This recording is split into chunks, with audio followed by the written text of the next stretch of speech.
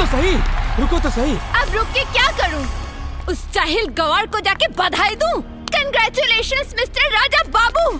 Control बहना, control. गुस्से में इंसान का दिमाग काम करना बंद कर देता है, लेकिन पैसा कमाने के लिए दिमाग का काम करना बहुत जरूरी है बहना। अब क्या फायदा? अब तो खेल खत्म, पैसा हजम। नहीं बहना, खेल खत्म नहीं हुआ है बहना, अभी तो खेल शुरू हुआ है बहना। अगर तुम चाहो तो। मैं समझी नहीं। उस देहाती गंवार को अपने प्यार के जाल में फंसाओ और उसके 7 करोड़ को अपना बनाओ। Dolly. Thank you, thank you, thank you, thank you भाई, थैंक यू भाई, थैंक यू, थैंक यू। अरे थैंक यू यार। आपकी नजरें हमारी बहन को ढूंढ रही हैं क्या? अब ना ना ना, अब ना, लेकिन वो इससे भाड़ी कहाँ? What? तोहार बहन कहाँ बाड़ी? मेरी सिस्टर आज बहुत अपसेट है। उसकी आंखों में आज मैंने पहली बार आंसू देखे। कहे? वो इस बात से बहुत दुखी है कि आप जैसे टैलेंटेड, होनहार, सच्चे, ईमानदार व्यक्ति को जलील कर दिया। बहुत दुखी है वो, बहुत दुखी है। मुझे भी रोना आ रहा है।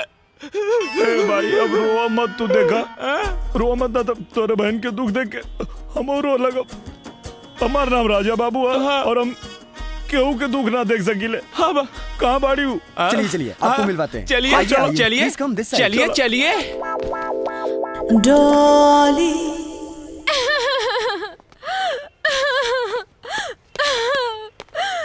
बहना, बहना देखो। मेरी गलती हो गई राजा बाबू, मैंने आप जैसे सच्चे इंसान का दिल दुखाया है। अगर हमरे इज्जत और मान सम्मान पर कोनो आँच आइल तो हमरा से बुरा कोई न हुई। इसका मतलब आप अभी भी मुझसे नाराज हैं? ना ना ना ना, वो बात नहीं के। अरे हम कोनो बात के बुरा मन में न करी ले। क्यों भला गया चाहे बुरा, वेरी गुड। हम मन में ना रखी ले। हम यहाँ 2 को सपना लेके आइल रानी। ओके। एगो करोड़पति बने के, Yes. वो तो हम बन गए नहीं। यस। और दूसरा क्या? डॉली। हमके शर्म लगा था बतावे में। राजा बाबू आप शर्माइए मत। आप 7 करोड़ रुपया जीते हैं, खुलकर बताइए। वो जीत की खुशी में क्या कहते हैं बहना? We want some party!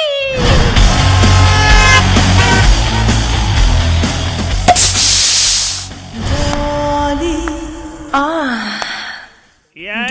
खोले के बाद अरे राजा तू तो करोड़पति बन गया। भाई यस। I love you.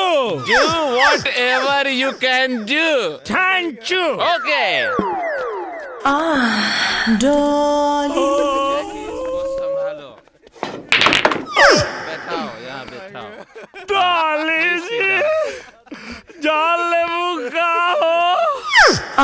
हम चाहत नहीं की जान की हमरे सिवा कोई बेईमानी तोहार पावर हाउस छूले तो देख के दिलवा डाली जी लव यू बोले।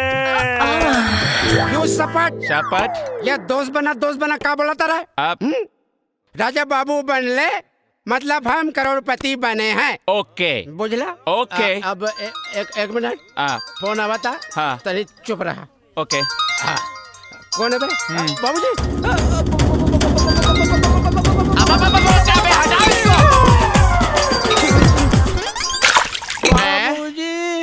बाबूजी तो डूब गए। डाली जी। राजा, डाली जी। क्या कर रहे हो राजा? छोड़ दो मुझे। नहीं छोड़ी भैया तो निरहुआ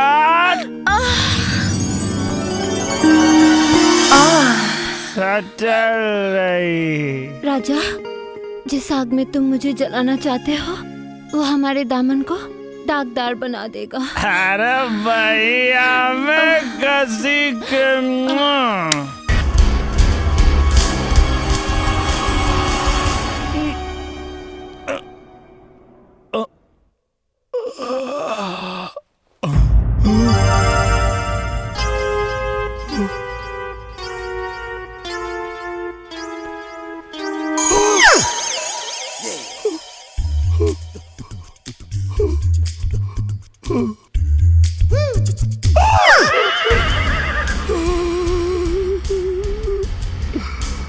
अगले बेटा राजा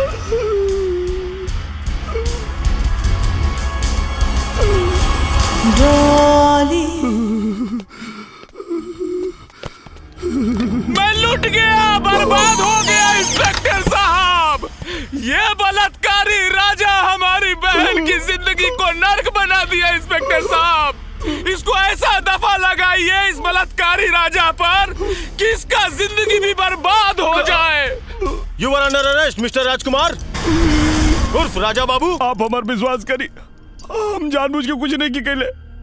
अरे यार गोदन, तू इंस्पेक्टर साहब को समझाओ ना कि हम बलात्कारी नहीं किए यार। हर बलात्कारी बलात्कार करने के बाद यही बोलता है। हम कुछ नहीं की कैले। तो क्या ये सब तुम्हारे भूत ने किया है? कानून में बलात्कार करने की सजा जानते हो? धारा 374 76 हाँ, धारा 376 और धारा 355 354 हाँ 354 और इंडियन पिनल कोड के तहत उम्र कैद की सजा। और सुनिए, हमने चैनल वालों को बुलाया है, अखबार वालों को भी बुलाया है। कल अखबार की सुर्खियों में छप जाएगा कि मैं बनूंगा करोड़पति का राजा, मेरी बहन का बलात्कारी निकला। इंस्पेक्टर साहब एगो विनती करी, कोई बीच के रास्ता ले दे के ना निकल सकेला। इंस्पेक्टर साहब हमके बचा ले। बचने का सिर्फ एक ही रास्ता है। मेरी बहन डॉली से शादी करनी होगी। हाँ। एक मिनट तनी उठा उठा उठा उठा एक मिनट अब तनी साइड में। हमें लगा तो फंस जाइए। देखा राजा, अभी दलदल से बचे के एक ही उपाय है। ज्यादा ओवर एक्टिंग मत किया कर यार, सिर्फ एक्टिंग का पैसा मिलेगा, ओवर एक्टिंग का नहीं मिलेगा। तन के खड़ा रहे। हाँ। अब तो शादी कर ला। ई का बात करता रे। सही कहा तानी भाई। देखा जितना बड़ पैसा वाला होखेलन उन्हन के एगो ना दू बीबी होली, दू। और अब तू 7 करोड़ के मालिक हो गए बाड़ा। हाँ, करत रहा दोनों के मेंटेन, एक तरफ घर वाली एक तरफ बाहर वाली, घर वाली बाहर वाली, बुझला? मतलब एगो गाँव है, एगो मुंबई। तो हम हाँ कह दी। हाँ? कौन? राजा बाबू शादी खातिर तैयार बाड़न। हाँ तैयार। हाँ हो गईलन। बहना, राजा शादी के लिए तैयार है बहना।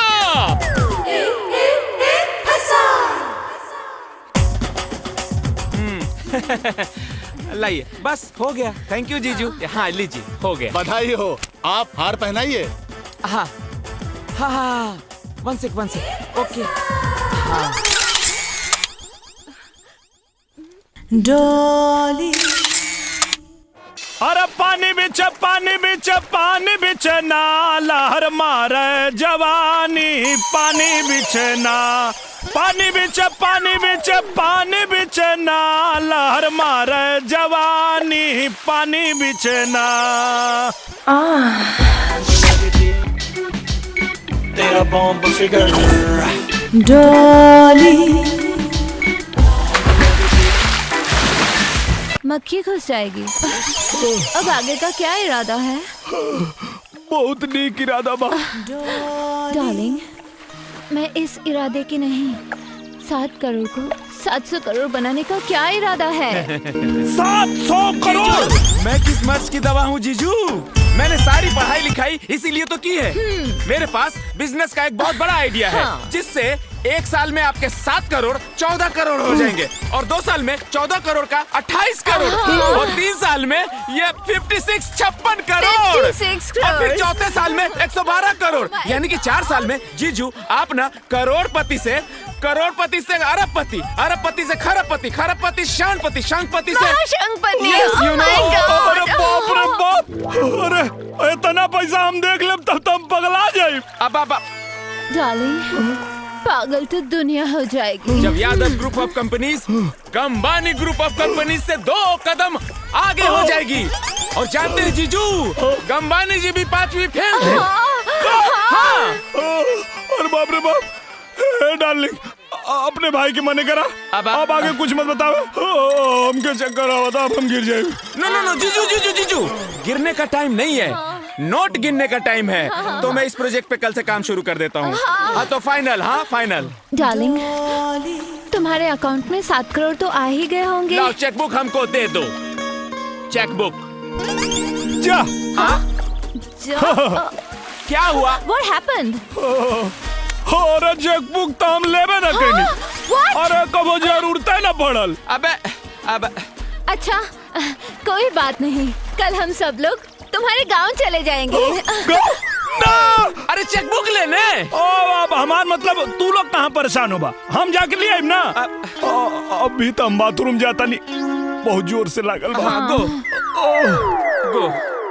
वाह भैया, क्या घुमाया इस देहाती गवार को। मैं न कहता था बहना कि लकी का दिमाग लकी के लक से भी 2 कदम आगे चलता है। इस बंदर को बस इसी तरह गुलाटी खिलाते रहना बहना। देखना, मैं इसको ऐसा घुमाऊंगा बहना, ऐसा घुमाऊंगा बहना, ऐसा घुमाऊंगा बहना। अरे कोई बचाओ, भैया को तैरना नहीं आता। हमरा हिसाब से 2 करोड़ 16 लाख 30 हजार सरकारी खाता में चल गई। चल गए? ओ बाबा, हमके कोनो टैक्स वैक्स नहीं देवे के? अरे राजा बाबू, नियम कानून सबके माने का पड़ेला। एक बात और, जब तक मैं बनूंगा करोड़पति के TDS सर्टिफिकेट और आपके पैन कार्ड जब तक हमरा बैंक में जमा ना हुई, तब तक हम पैसा इशू ना कर सकिला। यार राजा, यहाँ तो खड़े खड़े 2 करोड़ 16 लाख 30 हजार का चुना लाग गई भाई। चले यहाँ से जल्दी चला, न तो सरकार और ही कोनो नियम कानून लगा दी और हमनी के हाथ में एक को अधेला ना बाची। अरे हाँ यार, हाँ, ये कौन नियम है? पैसा हमारा और ले ली सरकार। हाँ, ये है चेकबुक। दाई हमारा। चुरकी मूछ। वाह बेटा, मूछ मुड़ा के बाबूजी का मार देला। सरादो कर लिया बड़ा की बाकी बा ना भैया, चोरी चुपके बैंक आयल बड़ा। चला, तुहार स्वागत करे खातिर बाबूजी बाहरे खड़े बानी। बाबूजी, अरे तू कहाँ जाता रहा ना? चला भैया, चला। अरे मुछिया, चुरकिया रे।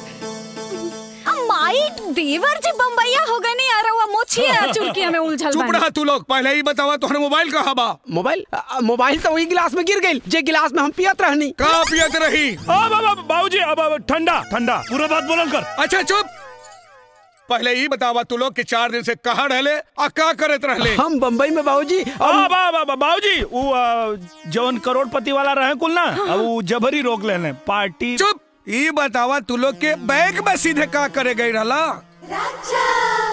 अरे माई, वो देखे गई रहनी है कि खतवा में पैसा आई लेकिन ना। बाकी 2 करोड़ 16 लाख 30 हजार के चूना लग गई। पता ना सरकार काट लेलस कोने टैक्स में। लेकिन बाबूजी, मैनेजर जी बतावत रहले एगो और लफड़ा बा।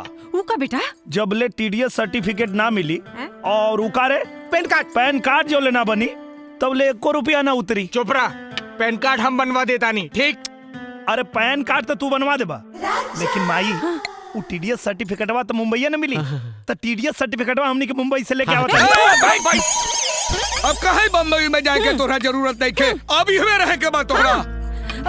मुंबई गए लेके तो बड़ा जल्दी ख्याल पड़ गल तोरा के। बाकी एगो बात बताओ हमरा के, जौना लड़की का गोड़ घर में पड़ला से तोर सूतल किस्मत जाग गई और जगरा पूर्ण प्रताप से ते करोड़पति बन गईले, ओकरा ऊपर का बीता था ये तोरा के ख्याल नहीं के परत? हैं?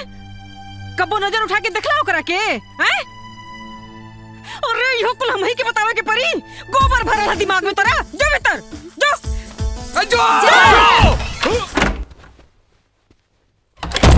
अरे भाभी, अरे सुना, हमारी बात सुना। बतावे के बा कुसुम के बतावा।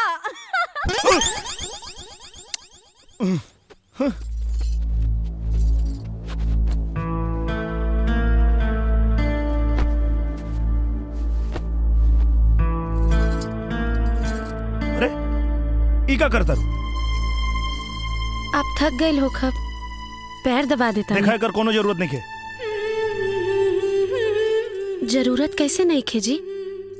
पति के सेवा कैल एगो पत्नी के धर्म हो खेला। देखा, हमरा से दूर रहिया और हमरा करीब आवे के कोशिश मत करिया। हमरा से दूर रहिया और हमरा करीब आवे के कोशिश मत करिया। हमरा से दूर रहिया और हमरा करीब आवे के कोशिश मत करिया। पहले हमार बियाह होई ओकरे बाद तो राजा 7 करोड़। रुक पागल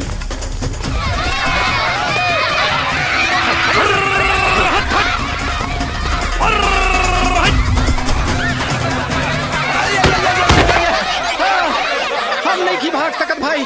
भाग देखा तानी कितना भाग।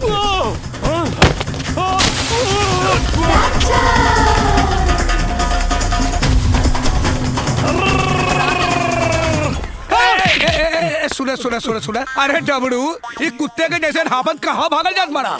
डॉक्टर कहना कि भागला से सेहत ठीक रहे। हाँ? अरे राजा ई का बात बा भाई, ये ले भाग रहल बा, तू ले भाग रहल बारे। रोज योगा करी ले ना भाऊजी। हाँ। मिठाई इनके खियावे के रहला करोड़पति के तो खाते नहीं खा। अच्छा अच्छा, अरे तेरे भागे के कौन बात बा। अरे चल ला ला आवा खा ला। शर्मात काहे बढ़ावा मिठाई है, खा ला। पहिन ला अब मतलब खा ला। डबड़ू आवा गोड़ पड़ चलिए अरे तू ना जनता अपना सबूत के। आवता गलती हो गई भैया, गलती हो गई। ठीक है ये राजा जल्दी आवा, हमें डमरुआ के पकड़ के रखनी है। जल्दी आवा राजा। राजा छोड़िए मत। आजा। अबे रुक।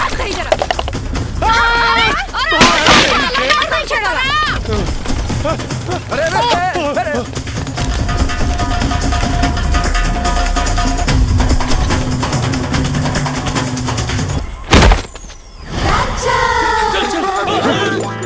कारे कहाँ छुपल बकान चपड़ा? एकरा के ना मालूम ना हमरा के। झूठ बोल बे। अरे बचकर फोन बाद में उठाइए, बता। बच गइल रे। बोल। ना मालूम ना। झूठ बोल बे। कसम से ना मालूम।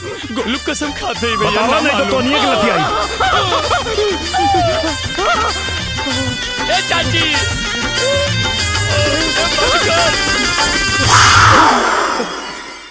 नागिन नागिन। अरे बकान चपड़ा। बेवफा से प्यार हो गया।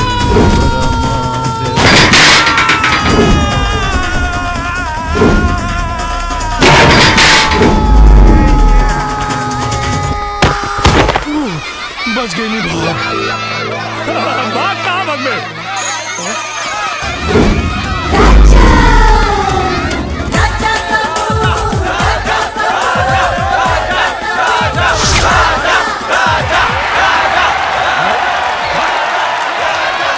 भाग भाग भाग। अरे साधु वो 12 ना जीत पाई।